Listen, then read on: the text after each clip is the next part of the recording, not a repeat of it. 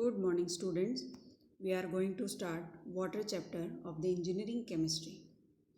Pure water is very essential for the existence of all living beings. It means humans, animals, or plants. Without water, we can't survive at all. It means all human activities, it may be domestic agriculture or the industrial, demand water. This water is nature's most wonderful and the abundant compound, but only less than 1% of the world's water resources are available for ready to use. So it is urgently required to use the available water most carefully and economically.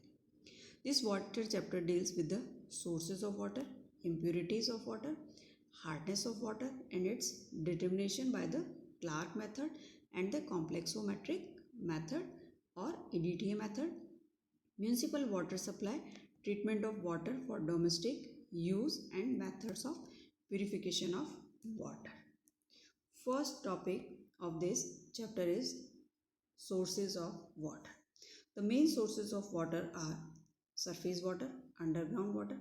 Surface water includes flowing water, it means streams and rivers and the still water, lakes, ponds, and reservoirs. Underwater, underground water, it includes water from wells and the spring, rainwater, and the seawater. And the impurities of water. Impurities of water, it means different type of impurities may be present in water. All these impurities are discussed under the following three headings: physical impurities, chemical impurities, and the biological impurities. First, we are taking physical impurities. Physical impurities, in this type of impurities, we will discuss again four different types of impurities: color, turbidity, taste, and odor. First is color. Color in water is caused by the presence of metallic substances like salts of iron, manganese, humus material, tannin. Then turbidity. Turbidity is due to the presence of colloidal extremely finely suspension such as clay, slate, or finely divided matter. It may be organic or inorganic. Then test. Test is usually interlinked directly with the odor. However, in some wastewater, test is not accompanied by the odor. If the test of water is bitter, it indicates the presence of iron, aluminium, manganese, sulfate, or the excess of lime. If the test of water is soapy, it means it indicates the presence of large amount of sodium bicarbonate. If the water is brackish, it means brackish test is there. It indicates the presence of unusual amount of salts. Then discussion about the chemical impurities. One more thing about the turbidity. Turbidity expresses the optical properties of water containing insoluble substances which scatter light rather than to transmit in straight lines. The turbidity depends not only on the quantity of insoluble substance but also on their size, shape, and the reflective index. Then the discussion about the chemical impurities. Chemical impurities includes inorganic and organic impurities, acid, discharge, gases, gases means dissolved carbon dioxide and dissolved ammonia. Then mineral matters, rocks, and the industrial effluent. First we will discuss inorganic and organic impurities. Inorganic and organic chemicals, some which are toxic, some which are not toxic. All these chemicals released from dyes, paints, and the vanish, drug, insecticide, pesticide, detergent, pulp, and textile industries. All these pollute water bodies. Then acid discharge in water by the acid discharge in water by the DDT, highly explosive, batteries, industries, The use of this type of contaminated water cause harmful effect on the dissolved carbon dioxide. All natural water contains dissolved atmospheric carbon dioxide. Its solubility depends on the temperature, pressure and the dissolved minerals content of the water. Then dissolved ammonia. Dissolved ammonia in water arises from the decomposition, aerobic or anaerobic of the nitrogenous organic matter. Polluted water and sewage contains nitrogen in the form of nitrogenous organic compound and urea, which are partially converted into ammonia.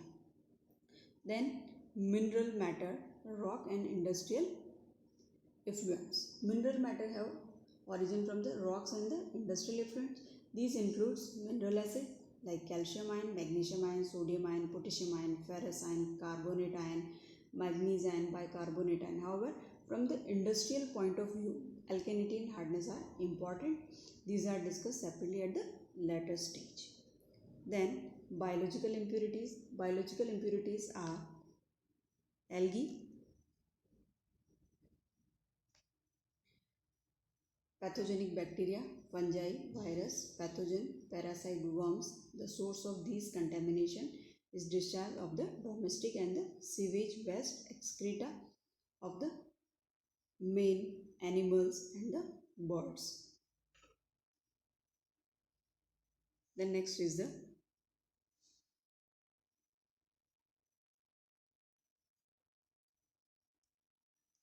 hard water.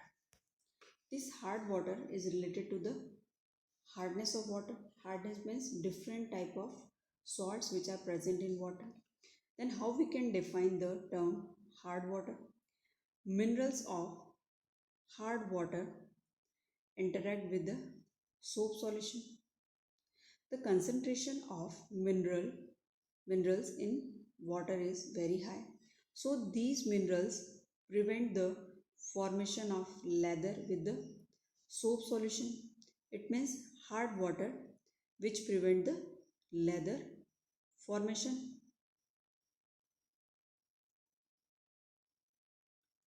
Then soft water. Soft water means concentration of mineral is very low. So soft water easily form lather with the soap solution, and sometimes it's very difficult to rinse off the hand or clothes. Then the hardness of water. Hardness in water is that characteristics which prevents the lathering of soap. This is due to the presence in water of the certain salts of the calcium ion, magnesium ion and other heavy metals dissolved in it.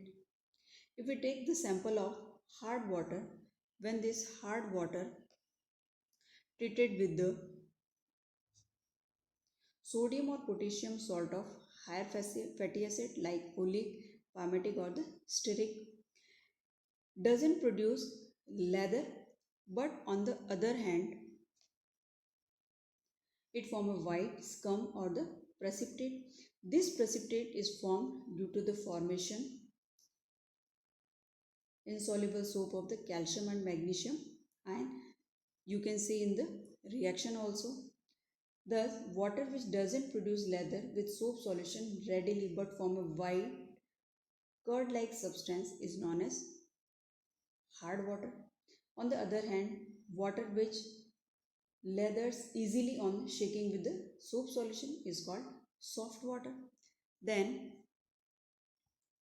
on the basis of lathering capacity, we can define the hardness. Then types of hardness. Mainly two types of hardness is there. First is temporary or carbonate hardness. This temporary or carbonate hardness is caused by the presence of dissolved bicarbonate ion of calcium, magnesium and other heavy metals and the carbonate of the iron. Temporary hardness is mostly destroyed by easily boiling of water. When bicarbonates are decomposed, yielding insoluble calcium carbonate and the magnesium hydroxide, which are deposited as a crust at the bottom of the vessel. Then permanent hardness. This permanent or non-carbonate hardness is due to the presence of chlorides and sulfate of the calcium, magnesium and other heavy metals.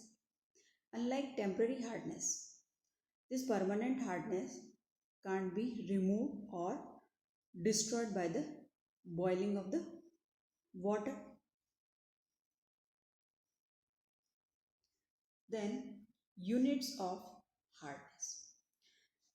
Hardness of water can be expressed in the form of ppm, parts per million.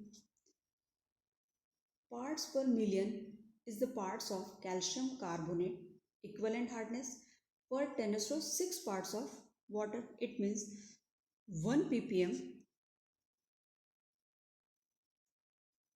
equal to 1 part of calcium carbonate equivalent in 10 to 6 parts of water. Then milligram per liter is the number of milligrams of calcium carbonate equivalent hardness present per liter of water. It means to prepare the water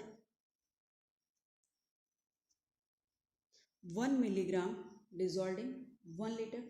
It means 1 milligram of calcium carbonate equivalent hardness of the 1 liter of water. But 1 liter of water weight is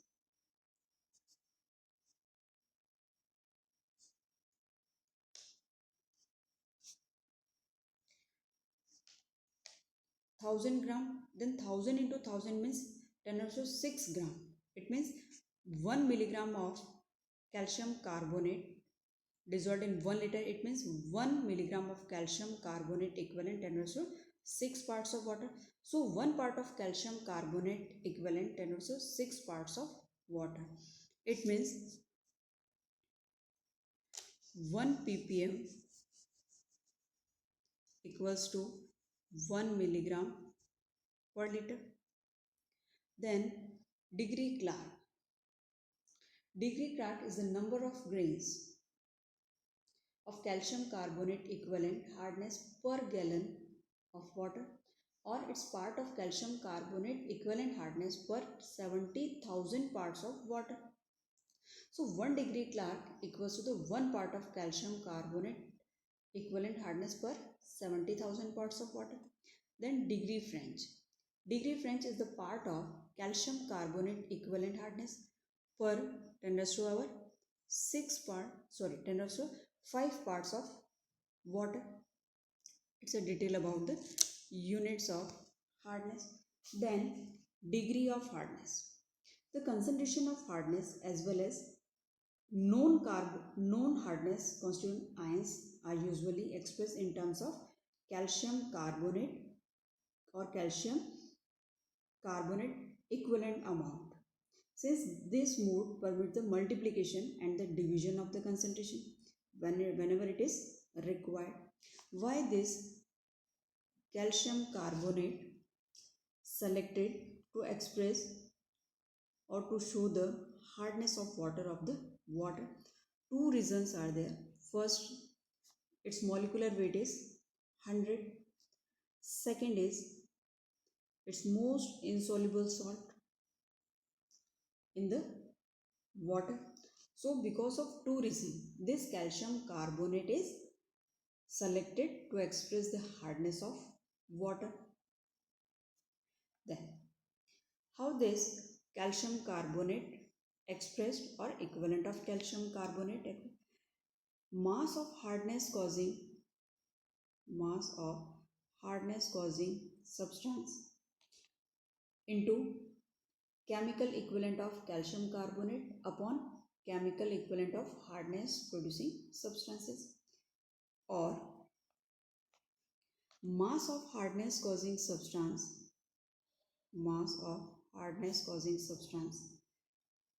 into 100 is the molecular weight of the calcium carbonate upon equivalent weight of the substance into 2, Why this equivalent weight is multiplied by 2? Because to convert into molecular weight, if you are taking 100 molecular weight of the calcium carbonate, you have to take molecular weight of the hardness causing substance, or equivalent weight should be multiplied by the 2. In the next slide, we will discuss determination of hardness